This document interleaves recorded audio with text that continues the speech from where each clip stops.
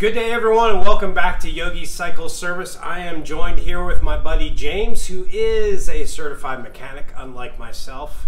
As I have said before, I am not certified mechanic, but I am mechanically inclined, and hence why we have Yogi's Cycle Service. And I am proud to announce that we have now had our second customer at Yogi's Cycle Service, and that's what this video is going to be all about. It's going to be about dead batteries and charging dead batteries and what that looks like. Now I realize there are a million videos out there about dead batteries. There's quite a lot because I've been searching. So yes, this will be another dead battery video, but there's kind of a funny story behind this one. So this happened 2 Saturdays ago. My wife was in Ukraine, and it was 10 o'clock at night. I was enjoying myself. I had just sat down in the bed. The dog hopped up on the bed with me. We were sitting there hanging out, having a good time, and the phone rings. And I see it's one of my other buddies. I'm like, yeah, what's going on? He's like, I'm at McDonald's and my bike won't start. Okay, well, what's wrong with it? He's like, I don't know. I've only been here about 30 minutes. Now, mind you, at this point in time, it's Saturday evening. The sun is down. It's about 8:30 at night when he parks. It's about 38 degrees outside, so it's kind of chilly, right? So the bike sat for probably about a half hour, 45 minutes. He goes back outside from McDonald's, turns it on, lights come on, things seem okay. Hits the run button, so the fuel injection starts priming. Hits the start button, nothing. Engine turned over like a half a turn, then nothing. Tries it again, nothing. Tries again, nothing. Then he starts making the phone calls. My bike's not working. I can't get it to start. Okay. I asked him, like, well, what do you want me to do? He's like, well, my son's on the way. We're going to try to jump start. Okay, sounds good. So his son gets there, and I said, you know, if you're going to jump start your motorcycle off a car, keep the car shut off. Don't turn the car on. Just hook up the battery to your battery on the bike. Don't start the car. Leave it off. Try it. See if that works. So he tries that. 10:30 rolls around now. Get a phone call number 2. Bike won't start yet. I'm on my way. I hook the trailer to the truck. Off I go. We get up there, and as soon as I get up there, the first thing I pull out is one of these. It is a jump start pack. These cables plug into this pack right here. If you notice, there's also USB ports to charge your phone and a flashlight so you can see what the heck you're doing. So I go up to the bike, I take these cables, I plug the cables in, and this incidentally was a present from my wife from Target. I love this thing because when you're driving down the road and if you forgot your car charger because you left it on your bike, it's got a sweet little USB port right there that you can charge your phone, you can charge a whole bunch of stuff. So it's pretty awesome. So this plugs into here like that. So when you go up to the bike, you know, you turn on the flashlight, you can see what you're doing. You hook the positive, negative to like frame or whatnot, and you're ready to go. Then you hit the back button. The lights power up. When this little green light flashes and turns solid green, that means you got good connection. Go ahead and fire the bike off. So with this hooked up to his bike as the first test, we got the engine to turn over about a half a revolution. Had it had another half a revolution, I know that bike would have fired up, but it didn't. And nothing happened. Dead. I looked at the voltmeter on there, and it was reading about 11.5 on his, because he has an Ultra Classic, so it had a gauge to tell you your battery life. It was reading about 11.5, which, from what I have learned, according to this little sheet of paper that I printed off, where is it? In order to fire a bike, you really need, it's 12.5 or better. Or better. And if you're below like 12.5, it's only like at 75% charge. Here we go. 12.7 to 13.2 is 100% charge. 12.4 puts you at 75%. 12.2 puts you at 50%. 12.0 puts you at 25%. And below 12.0, your battery's discharged is toast. So we were reading less than 12 and we were trying to jump it off. So I said, okay, well, let's try to hook it back up to the car again. And this time, let's turn the car on and see if it makes a difference. So we hooked it back up, and it was in the 12 range at this point in time with the car running. You know, the headlights were bright. Everything was just like normal. Hit that start button, not a thing happened. Not a thing happens. Right? Okay, well, we're not going to get this bike to start. So, being the person who looks into the future that I am, I parked the truck and the trailer about 75 feet from the bike because I knew that if we couldn't get it to start, my customer's going to want to pop start this. So we tried to pop start it. So he hopped on the bike, turned it on, had it in neutral. Me and his son are in the back, grabbed the tour pack, and we start pushing. And we got about 60 of the 75 feet. He drops it in the second, pops the clutch, and it was like we hit a brick wall. And nothing happened. No dice. Now we're right next to the trailer. So we just loaded it up onto the trailer and brought it home. By the time I get home, it was midnight.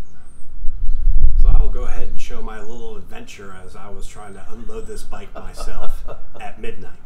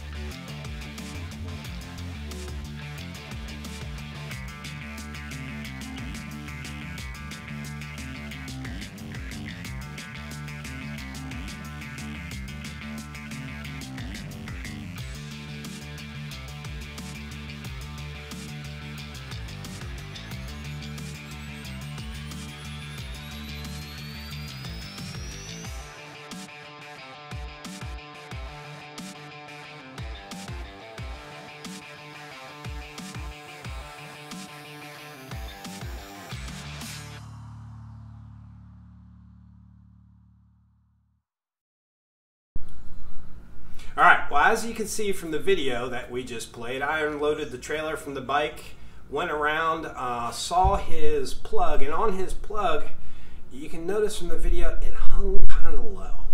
As a matter of fact, it hung so low, it was touching his exhaust and melted the little cap.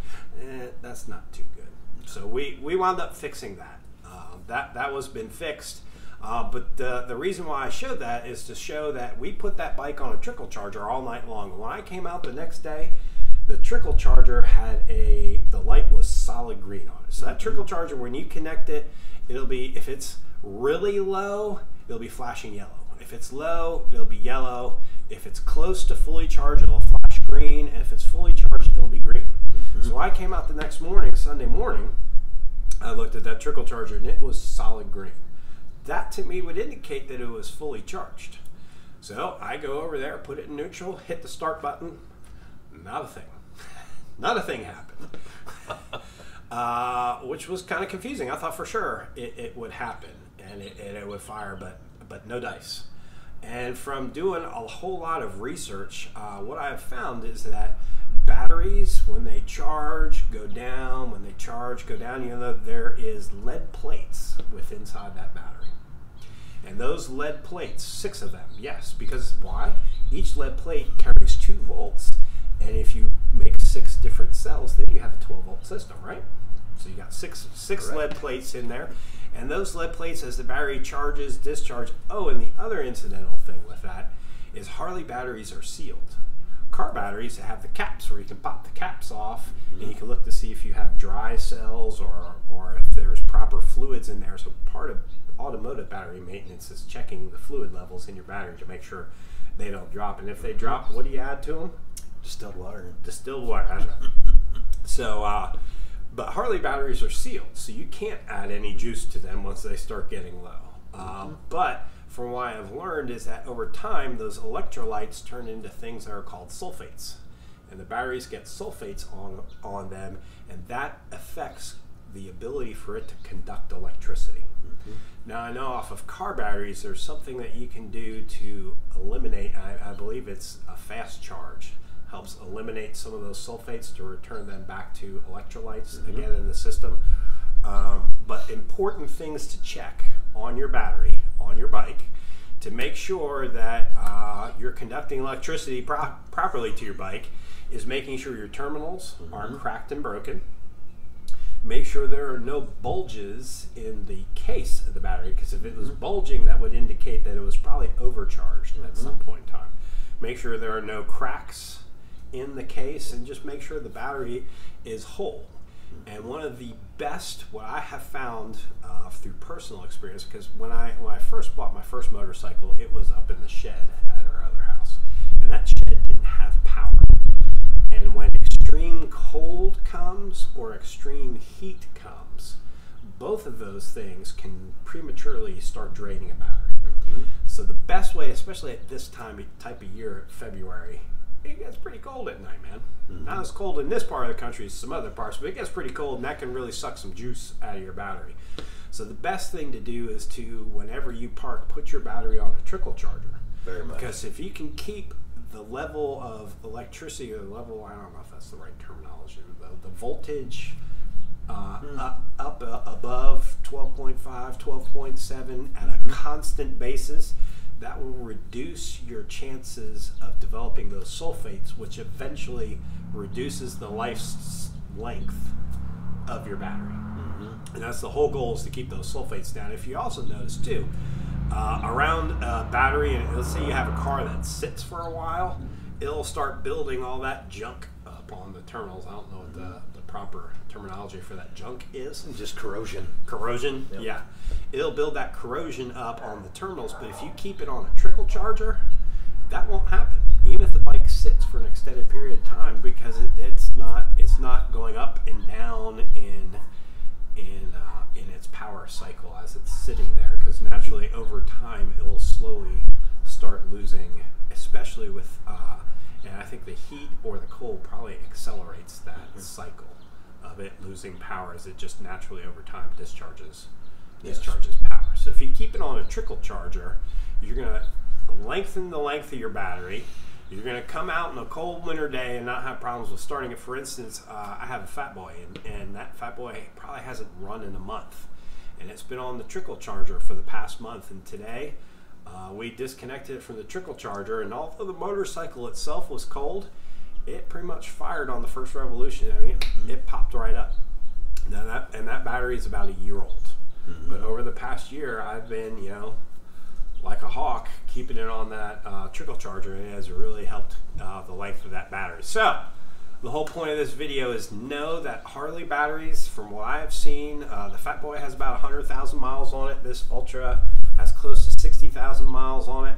From what I've seen since owning bikes over 20, 30 years, it seems like most batteries live about 4 to 5 years. With the trickle charger. With a trickle charger. If you don't use a trickle charger, probably less than that. The battery in our customer's bike, that one, I don't know the exact age of it, but I'm pretty sure, doing the math, when the bike was bought used, I'd have to imagine it was at least a couple years old at that point in time. That bike is a 2008, is 2000 and beginning of 19 right now. So I would say that's probably the second battery that's been in that bike, which would put that battery about 5 years old. I know for a fact the bike was bought used, and the bike was bought 3 years ago. So I don't know exactly when the battery is put in, but I know it's at least 3. And if I were to guess, I would say it's probably a 5-year-old battery. So keep that in mind, riders. Most of these life cycles are 5 years with a properly maintained battery. But once you get a dead cell in it, and it's cold outside, and that battery's on its last legs, that cold at some point in time is going to get you. Matter of fact, I had that exact same problem with my Ultra. Last summer when it was really hot, I took the bike down to Charleston, and I had the key fob in my pocket. I didn't have it on the bike. And when I trailered that bike to Charleston, my tailgate of the truck was above the level of the turn signals on the bike, so I couldn't see, like, for the first hour of our trip, my turn signal, my alarm's going off and it's flashing. I get down to Charleston, bike is dead as a rock. Can't get it started. So I wound up jumping it off with the truck, again, not with the truck running. Just had the truck in, shut off, but connected it up. Bike started up, it was fine, but I knew the battery was on the last leg, and I limped that battery all the way up until about end of September. And this was August when we went on the trip, so about 2 months. And when I would keep it connected to the trickle charger, it like postponed its death cycle, I think, and made it. But it had a very low tolerance for being able to start. You had to make sure it was on the trickle charger. If I went 2 days without it being on the trickle charger, it just wouldn't start, because it probably, the volts got down to me like 12.25, and it just wouldn't do it. It just wouldn't do it. So battery life and battery maintenance is a very critical and vital part to keeping these bikes running. And, very much so. And just knowing how old your battery is and how you maintain it, and then periodically, as part of your T-clocks inspection, making sure your terminals are tight, that you don't have any loose terminals, because that'll affect charging the battery, which you could get to wherever you're going and find out your battery's dead because it didn't get the charge while you're running that it needed from a loose terminal. Just also inspecting the case of the battery, making sure you're not getting any kind of bulges or any kind of cracks or any kind of weird funky stuff going on. Well, the other part to mention too, like with the trickle charger, is also what I found, that even talking to Harley guys, even talking to Harley technicians, just walking out and starting your bike and letting it sit there and run doesn't do anything. It's at least a 40-mile trip for it to actually charge that battery. So people out there that are starting their bike and, oh, that'll be good, that'll maintain it. It doesn't. It actually doesn't do anything. So those types of people who maybe don't have a trickle charger and say, I'm going to go up and let my bike run for 15 minutes out in the garage during the wintertime just to get the juices flowing and charge the battery. It doesn't charge the battery? It just charges it enough. It doesn't charge it like it needs to be. So actually going down the road, constant, that constant electrical connection going on there, feeding it with power, will actually charge the battery. Okay. Otherwise, just that way is no big deal. But then also, like the old bikes had the water batteries. Now they're the AGM batteries, which is auto glass mat, because they learned that vibration was also killing these bikes and the batteries, because it would vibrate those plates. And now with the glass mat batteries, and now even the new battery Harley just released is a lithium battery that's going into these. So it's getting better and better, but they're learning over time. Harley is one of those companies too that is learning, oh, we need to make something better. So that's a thing to remember too, is check everything, even make sure the brackets that are holding it down, or where it sits, your pad is still under your battery, because that vibration will rub a spot in the case too. So make sure of that also. Good point. Oh. Awesome points. So that's what we had to bring to you today. I hope you enjoyed this video. I'd like to thank you all, those who have subscribed. If you haven't subscribed, please hit the subscribe button. Remember to like our videos, share our videos. Check us out on Yogi Cycle Service, our Facebook page, and our Instagram page. Share it to as many people as you can. Don't forget, the Orphan Run is coming up on April 6th at Speedway Harley Davidson in Concord, North Carolina. I hope to see you all there. Have a great day. God bless, and we'll see you soon.